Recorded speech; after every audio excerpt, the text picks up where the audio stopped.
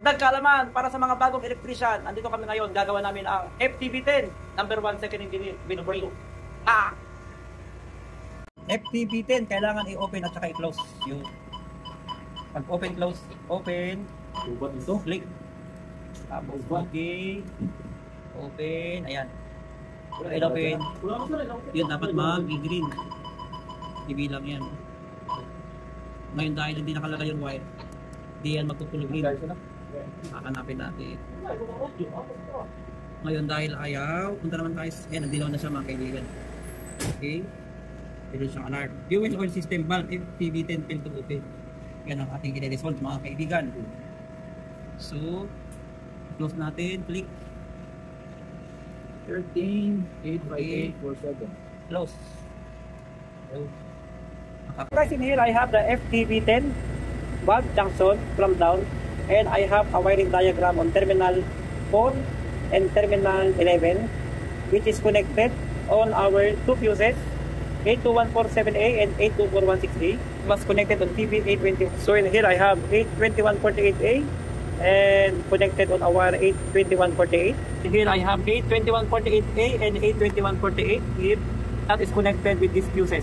Okay, so these are the fuses. So the fuses are okay, no problem. And from this fuse, it's going to CR1112. So this terminal 11 is the common wire for open common solenoid valve.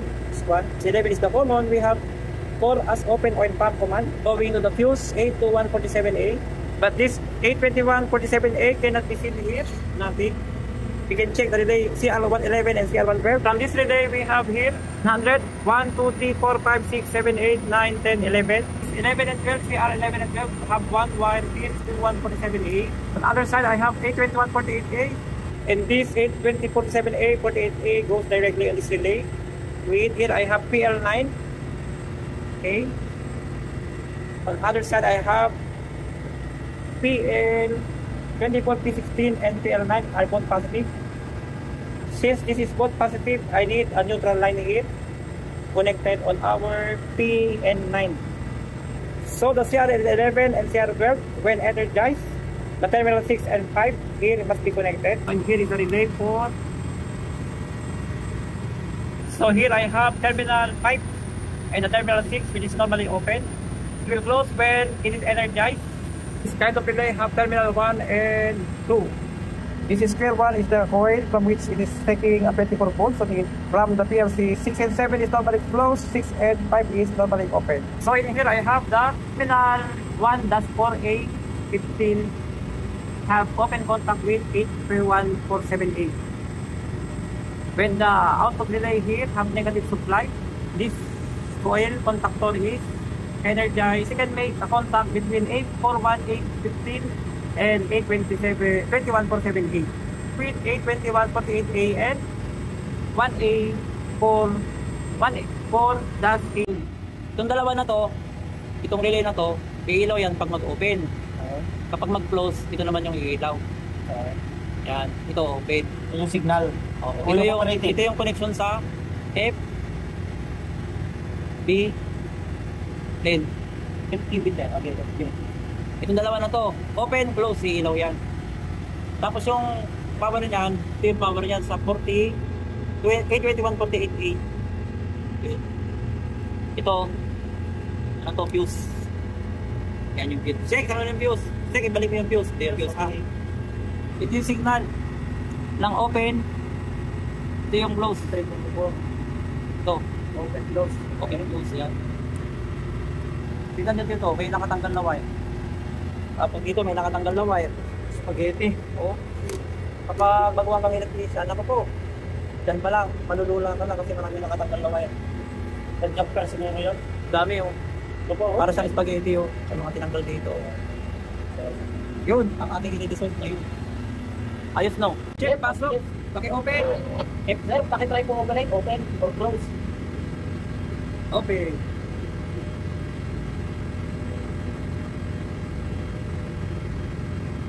Yun, ba't sabay? Bakit sabay siya? Dapat isa lang. Baka pag na-reach na yung TV, ano? Yun. Sir, anong signal mo yan? Yung pa-close ba yan o papunta na open? Open na yan, sir. Open signal. Open signal. Okay, sir. Yan ang open. Close, hindi, close. Close it. Sir, paki-open. Sir, patay mo. Open. Ito yung load 1 natin. Load 1 PLC output. Open. Dapat yung i-open. 1, 2, 3, 4, 5, 6, 7. Less than 10 seconds. 8 seconds, no? Kapag signal lang siya, kung nabatusan ng open, meron siyang latch nili sa loob. Siya yung nag-trigger. Papunta dito. Okay. Open, tapos ito yung sa limit switch. Yan. Kapag yung limit switch mag-open, magre-red na yan. May sir, kung pinaka-open yellow.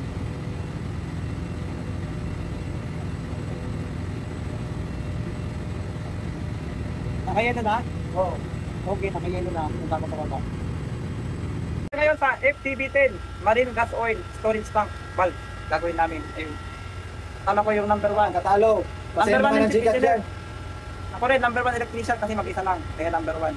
Guys, wire with bulb, actuator, and limit switch. And this is bulb FB10 for marine gas oil. I'm going to put and insert the wire which was previously taken out by somebody. But now the electrician is 1 year already, which is not here on board. So I'm going to trace all the wire here, where to put the wire for motors and the open and close valve indication for the limit switch inside. All cable here have no marking. I just remove insulation here, trace out the cable numbering. To remove the cable easily, just press this one like this. Once you press, you can cut the layer like this. Yan mga kaibigan, gumagawa kami ng test cable. Meron siyang tatlong cable, blue, red, at saka yellow. Kakamit namin doon sa terminal kung mag-open at mag-close. I-trace natin. Tama ko pala yung aking number 1, panonood. TPD net license. Okay, panonood. Ayaw pa yung TPD net. Kung second engineer lang muna siya. Shout out dyan sa mga taga Mindoro, no? Mindoro. Una ko lang kayo special post para dyan din. Nabuti, hindi ko pinabash ba? Sa mga Mindoro. Ayan, mabalatan na natin mga kaibigan. Ayan. In here, I have this cable. So, I have 1, 2, 3, 4, 5, 6, 7. This 6, 7 cable will be connected with actuator valve FPK. So, for you to analyze, there is a power supply for the motor, okay? First, you have to put this in alternating current. Then, you will measure the terminal here to measure the alternating voltage. So, I have here and here. I have measured 105.9 volts AC, okay? This will be the supply for our motors. And then, in here, I have the common. Here, we will measure now 0.5 volts. And here, I have measured 9.65 volts. So, we can proceed on other side. I have 21.67 volts. On other side, I have 0.6. So, it is very difficult for us to know where is the signal coming in to indicate the open and close on the monitor. So, in this way, you will determine that this is going to the motor because it has 106 volts. You can proceed on DC, your direct current. So, you can measure from here, going there. As you can see, I have 32.14 volts on this terminal, and here I have 32.2 volts. In this regards, it seems that I've got the common wire. This one is the common wire. 32, 36. If we proceed on the other side, I have millivolts, meaning this cable is not used. And here I have also 32.04 volts. And I will check here, I have 32.2 volts. It seems that this first one and the third one is the common. We will see. So guys, yung wiring natin.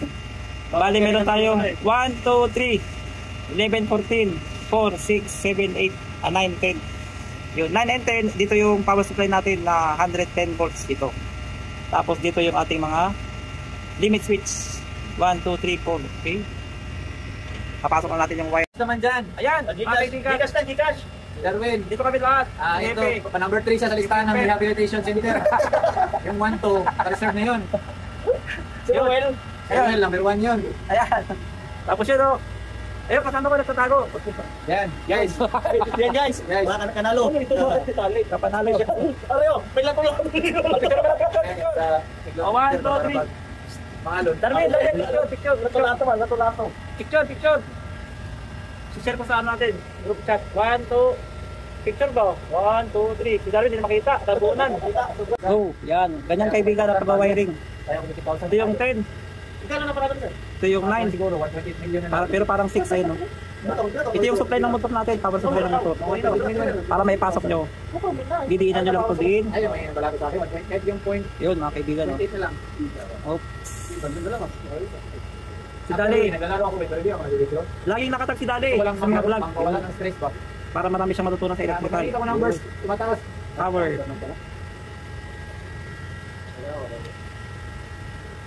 Uy, close, open. So, bali ito yung mga wire natin. Ng close at saka open. Okay, in here I have the terminal wirings for my bulb actuator, which was I have the terminal number 9 and 10, which is supposed to be connected on my 3-phase motor with a capacitor having a 12.9 microfarad, 450 volts. And I just connected the terminal 1, 2, 3 to indicate the open and close of my bulb FB10 for marine gas oil storage tank. And there is a special terminal for terminal 5 and 6 for the solenoid valve, which was activated with 24 volts DC once we ordered the opening of the valve actuator to release the oil which was deposited on the actuator tank. As you can see, this valve actuator have the opening which has a color of yellow and closing with a color of red indicators on tops. Ulitin natin yung common, mga kaibigan. Yung negative. So as we did the wiring connection on it by connecting the terminal 9 and 10 with a 230 volts, the terminal 1, 2, 3 for the opening and closing of the actuator valve indication, and the terminal 5 and 6 for the A7, A8 of the solenoid valve. And as we do the activation or ordered to open and close the valve, the actuator is not rotating. So guys, what I have here is the valve actuator with open and close indicator. And I have here one micro switch, two micro switch. Normally it is 4, and I have also 2 cam mechanism here. So in this type of actuator switch is not compatible with the FB10. So I'm going to advise the engineer to replace it, because if you use 2 switches like this and come only 2 cam, it's not possible for us to open and close the motor. Black and red is normally open. So it is advisable for us to replace this one, because the wiring configuration according, even we trace it out correctly, so it will not rotate. This actuator is not compatible with this system. Palitan natin to, kaibigan. Check it out and further check. We check other bulbs, and the old bulbs have different types and it has different wiring configuration. So in here you will see bali 1, 2, 3, 4.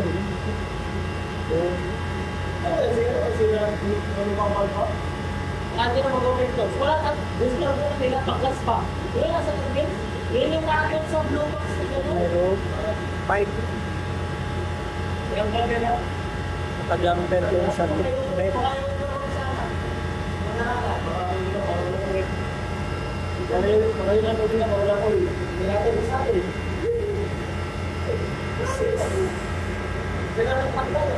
Ah, 5 at saka 6 naka-jumper. 5, 6 naka-jumper. Yung 7 nakalagay dito. 6, 7, black. Naka-jumper sa 8. 7, 8 jumper, 5, 6 naka-jumper. Okay. Tapos dito yung 9. Walang connection. Then, merong isang wire. 11 wala po. Old type. Mga 4X. Yung model niya, oh. Bali, A8, A7. Diretso siya. Dito sa wire na to. Papunta sa solenoid valve. Ayun. Then, black and blue. Yun siya, oh. Black and blue. Black and blue papunta dito. Ito yung A7 at saka A8. Diretso dito, no? A7, A8 sa 11 and 14. Ito yung sa solenoid valve. Ito yung solenoid valve. Paano mo hilo? Okay, din ang hilo. Hilo, turugayan mo po ah. Ito yung kanyang solenoid valve. Sa bahay. 24 volts ba? Tama, oh. 24 volts BDE. Pakiawak mo mga kaibigan. Pakiawak mo. Ako na mga piwil, mga operate sa hilo. Ayun. Solenoid valve. Bali, 24 volts yan, no? 24 volts is 100% 21 slap. Oh, direct current yung sabihin. Siya yung magbubukas ng actuator dito para mag-open. Hindi naman din sober. Siya yung mag-release ng oil, hydraulic oil niya sa loob. Kasi sarili lang yung sa loob ko, no? Ito yung oil niya, oh. Yung sira, John. Shout out. John. Shout out John. sa mga electric. Guys, in this kind of actuator valve, I have here the A2, A3, and A1. So, this A2 is connected on the white and black wire. This black wire is connected on this micro switch, and the white wire is connected on the micro switch inside here. So, the black and white is used for the connection as a common, okay? And then I have here the green from here. So when this switch is pushed like this, the contact between the here I have, you see, the contact between the black and the green will close. Once it is closed, it goes on the A3 and A2, goes here and here, the A3 and A2. So this is A3 and this is A2. So in here it is confirmed A3 and A2 here is closed, okay, no voltage. So it is verified A3 and A2 here, the box and bulb is red. So I'm going to open it here, FTV10, this one. So we can open this one. Okay, we can open. So this is activated now, so we will see. So I need to remove one wire because the box become clean and the bulb must need to be green also. But here a few moments of time, the bulb become yellow, the box still remain green. Okay, in normal set condition, the box and the bulb must be green color. So I have here fuel oil system bulb FTV10 failed to open. This happened because the bulb keep remain closed. So we will check the wiring down. Darwin, pasok! Sige, paki-close mo ulit, close. So nag-red na dyan? Okay, close na. Wait, pasok, paki-open. Okay, open. I need to remove these three. Pakitin mga to. Then push. Push. I'm going to remove this. Okay. And then din mo to. Din.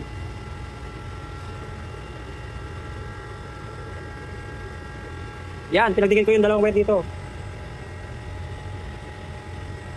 Anong condition? Wen, ano ng condition dyan, Wen? Open na chip, tapos yellow ang bulb. Naka-open, yellow ang bulb. Yes, chip. Open yellow. yung bulb. Uulihin natin to kung sino yung magbibigay sa kanya ng green. Bakit ito? Ito yung common. Oh. So, ililipat natin to doon. Tatouch natin. Sa akin, sila tayo ulit natin dahil hinuhuli natin yung green color. Yan. Ha? Close ko. Hindi, tayo green na ba? Yan, nag-green, Wen, wala. Wen, ano indication, Wen? Gawin natin green. Ayun. Yan, green. Okay, since it is green, it means this is the common. This is the one I need to put on the A2. Okay, we can reverse these two connections. Nahuli ko na, okay. Verified, green, this is open. Okay guys, dahil wala tayong marker na green. Ito yung open. No? Dapat yan, green. Tapos, ito yung ating common. Ito yung pang-close natin. Up terminal number 1114 with A7, A8. And I just simulate these two wire. I have here 23.72 AC. We can try to put in DC, this will be. Okay, Win. Close. Ayan. Sige, Wen, close, command, close. I-close din. Close. Matutuloy. Red na dyan. Ano na? Doon sa galing dito lang. Okay, open. Ano, red, red? Red, red. Paspas kayo. Okay, Sige, open. open. Open. Yun, Yan, open. naging 150 volts, so. 50 pag open. Off, off. Okay pa, oh. Pining. Opening. O, sige. Ayun, oh. 150 volts siya, oh. So, yun yung supply nga niya. Oo, kita mo. Open siya. So, natapos na siyang 150 volts. Ang laki, ah. 150. Here remaining wire, we have 3 out of 7. So these two wire is connected, must be connected here on terminal A7, A8. A7 and A8 is the wire going to my solenoid valve to activate and open this valve. Okay, and here we can make a simulation on it. Okay, close. You see, close. Wen, close, Wen. From 19. Wen, close. Close. Once close, you will find the voltage drop when we have. Okay, make open. Make open. Open. You see the voltage here become 14.68 volts. Yun, kita nyo? Sabihin, inutusan na yung solenoid valve para i-open tong actuator natin. A few seconds, 8, 9, okay, 9 seconds, okay. Then this two wire is goes directly on my motor inside. Okay, as you can see. Okay, close. Close. Dalawa ka nag-open to. Nilong na to. Okay, close. Close. From 80.2 volts, it become Yes, diretso. Close na. 79.4. Open. Open. Open. Ayun, 234 volts. Okay, 234 volts is for the motor, which is connected on terminal 9 and 10. Will hit. Okay. Okay, connect na natin. All the wire is connected. We are going to simulate it now. We are going to command open, Comment tayo. and I will measure here the Wen, standby. cable A7, A8. Goodbye. Basta ito na. Open. Open. Ang last position, no? Close, no? Sir, close. Okay, open now. Okay, open. Copy, open. See, now it's working. Opening. Opening. Here I have 233 volts. Uy. Close. So, na-close na daw. Sige, open. Open ulit. Hawakan mo yung bulb. Open, open. Open. Manginginig yan. Dito, ito lang. Yan, yan. May ugong yan. Yan, may So, yan, 230, yan na. may 230 volts siya, oh. Oh. So, I need terminal number 4 to be connected. Here, 1 ampere wire. Nalugong na, pero Oo. hindi na gumalaw to. It means this capacitor to operate the motor. We will check. Nalugong na siya. Yung wire, bali black, black. So, black, white, red. Bali, nakakabit yan sa ating CR at saka CB sa capacitor. Ang capacitor natin ay, yun, 450 volts AC 12 microfarad plus or minus 5%, 50 to 60 Hz. So ang mangyari dyan kaibigan, yung motor natin 3-phase, okay? 3-phase yung motor, tapos single phase yung supply, kaya meron tayong capacitor na ginamit. Ayun na mga kaibigan, nakuha na natin yung wiring connection. So ayan ang mga engineers ayun. Natalo pa. Yung mga engineers. Tama yun. Na guys, nasolve na yung problema namin sa actuator. Ayun, bali, titignan na lang natin paano ikinabit ng aming Tingnan na lang namin kung nasolve ba talaga. Ito yung aming malakas na third engineer, bang malakasan. Ayan o. Shout out dyan. Sombrero yan guys. Shout out dyan sa Yorione. Kay, Ayan, guys. kay Ma'am Jamaica, kay Ma'am Abigail. Ito, guys, ngayon lang Hi yung Ma'am sombrero Ems, yan. miss you. Yun. Miss you Ma'am Ems. Ito kami. Si Ma'am Ems na kami, so si Paring Darwin. Yan, si Paring Darwin po. Ayan po. Mga kaibigan, Nasolve na sa relic po. mag-subscribe na kayo sa YouTube ko. Mag-vlog na ba kayo?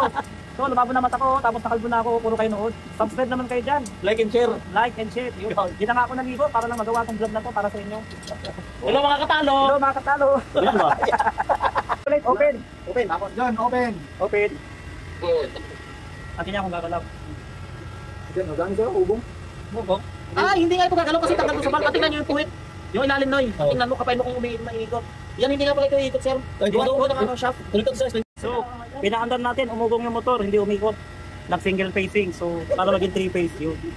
White. Diretso na dito yung white. Tapos may naka-jumper na wire sa capacitor. Papunta sa red. Okay. Right. Okay, kompleto na yan. Sige, start. Okay. Garo. John, start. Opening. Ito, sir. Iikot na yan. Ganun ka rin. Umugong. Umugong. Umugong lang. Pero no movement. I-override ko yung ano noy. Yan ko. Yung solenoid. Oh, sige, sige. I-override mo yung solenoid. Hindi kaya mahina yung ano. Gisik, di makakayo solenoid ba? So guys, in here I have one capacitor. I'm going to remove this in place. To put in place on the other motor. Okay. This is our new capacitor with 12 microfarad. 12 plus or minus 5%. I have here 11.93.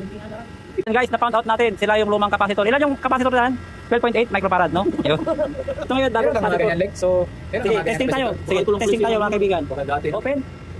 Close, Close tayo. close. Close. Baka ito lang sila. So, ito yung supply mga kaibigan. Buhay overhaul nila. Okay, open. Possible. Open.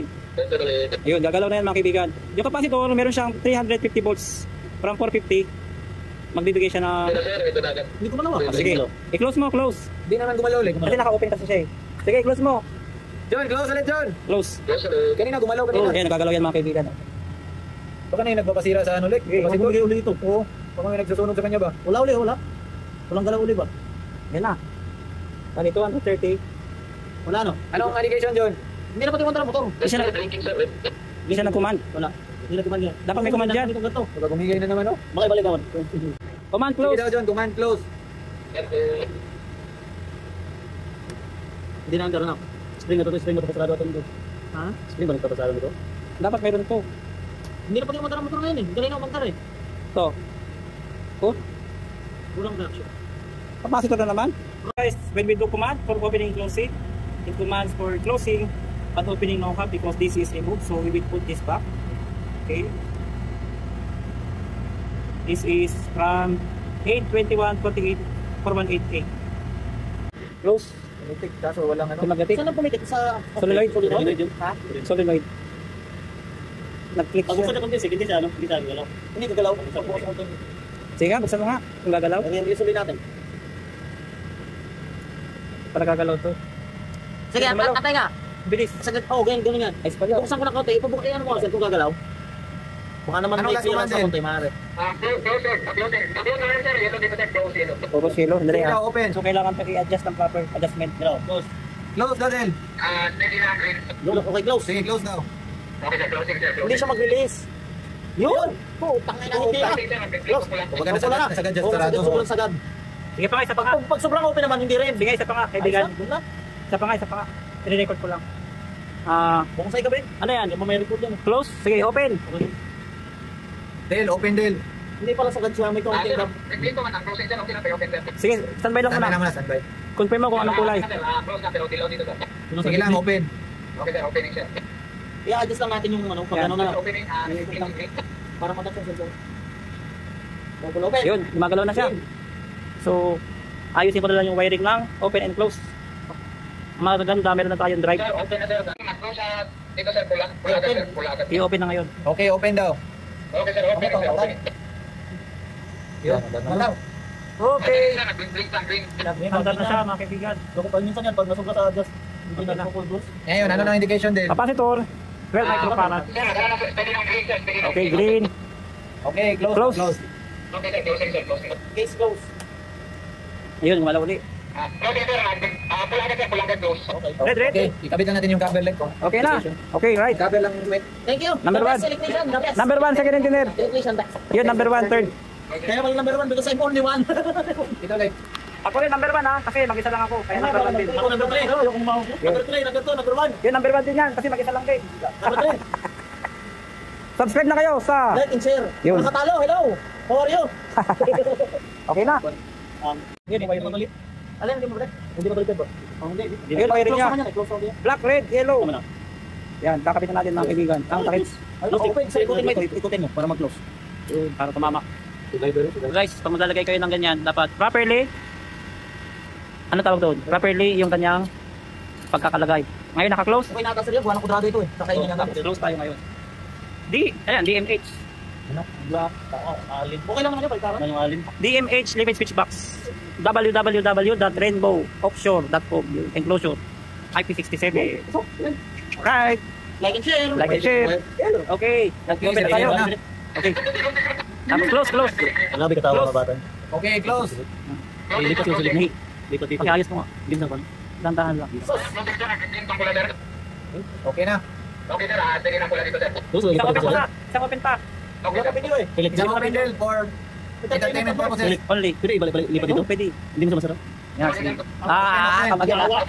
Kamagyan ha. Woo! Yan mga kaibigan, nag-open na siya. Yo, subscribe na kayo mga kaibigan. ETO, ETR, Educational Vlog. Para sa mga gustong matuto dyan. At Okay, gustong close ulit. magbarko.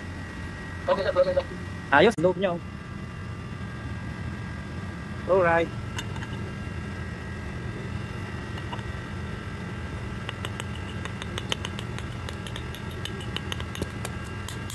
Good. Yun na ang isang spare ng ating valve, actuator valve. Ito rin, bagong kabit. Naka-close position. So guys, that's it. For you to have a proper operation of this valve actuator, you must need to do a proper wiring on it. Take note that this has inside a capacitor, and we have also a solenoid valve. And we need to adjust the setting heat. Properly adjustment heat is very important, because without proper adjustment on heat, even there is a supply on your solenoid valve, 24 volts DC, to operate the valve in open position, you cannot actuate and rotate the motor here. So by proper adjustment here and proper wiring inside, you will be able to do a proper operation of this kind of actuator. So this is made by DMH.